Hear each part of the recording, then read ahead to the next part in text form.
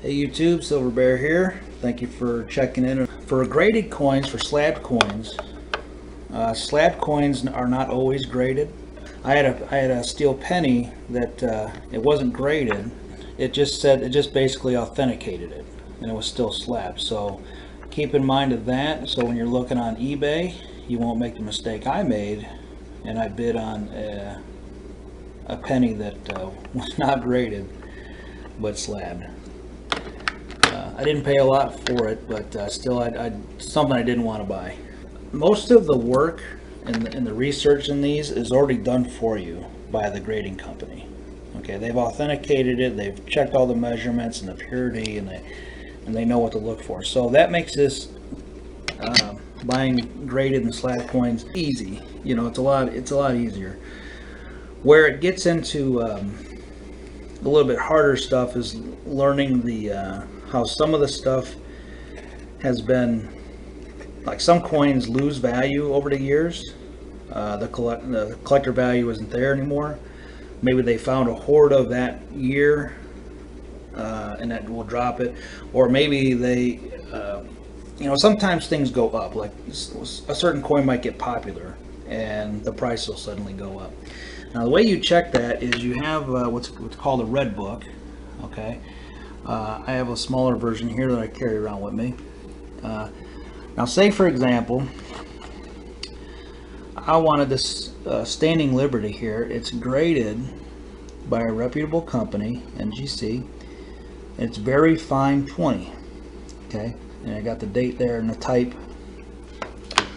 So I come to my book, I look at 1917 variety 1. There's a lot made, so that's why I was able to get it for a good price. Let's see, very fine 20, $90. Okay, I paid $90 for it, so I think I got a good deal for it. If I paid, I'm always going to try to go get book price or less, obviously. If I have to pay $5 over what book price is, I'm okay with that. But some places, you'd be surprised, they're charging like $30, $40 over book price, and I don't know enough about coins to know whether or not those would be a good deal. So I just stay away from them. That's where I'm at right now with collecting. Yeah, like I said, there's a oh, you want to learn a grading scale.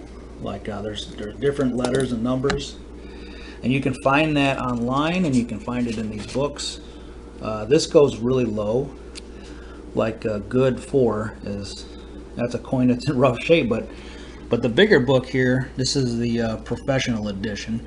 It doesn't have grades this low. I think they stop at in the MS area, actually, in the big book. Or this one here had lower grades. Okay. What else is I gonna talk about here? Yeah, you want to check the projected value of some coins have like a projected value. A lot of times you get that from like coin websites, like Coin Club type stuff. I don't know a lot about that because I haven't looked into it much, but I know it is there. You want to buy coins from a reputable company, NGC, PCGS, and there's one other one I don't remember. Some of them look, I mean, when you look at the case and it looks shady, don't buy it. That's what I go with. I've never heard of the companies, and it looks like their 3-year-old put construction paper on there, and you know, they're just not to give anybody grief for their company or anything. It just doesn't look very good. Now another thing about graded stuff here, I've picked things out of stuff I've bought that I might send in for grading. Okay, there's a few things here and there. Some were gifts, some were things I just pulled out of a box at a coin shop and was like, yeah, I'll buy these, you know. And some of them come out looking pretty good. This here is a 20-cent piece. It's a 1875, and it's in actually really good condition.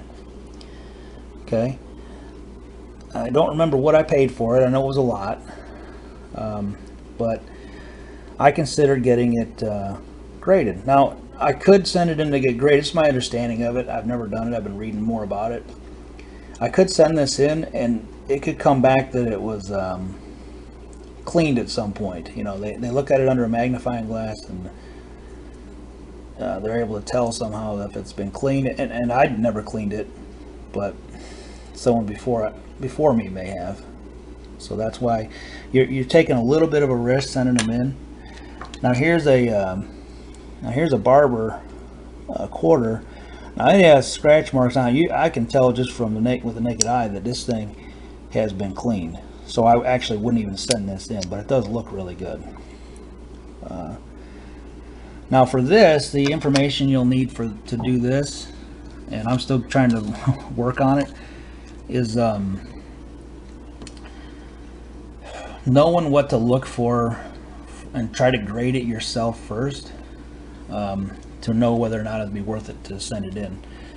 Now here's one that I got in an auction on eBay. Not very many people bid on it, or no one was watching it or anything, so I got it for a really good deal.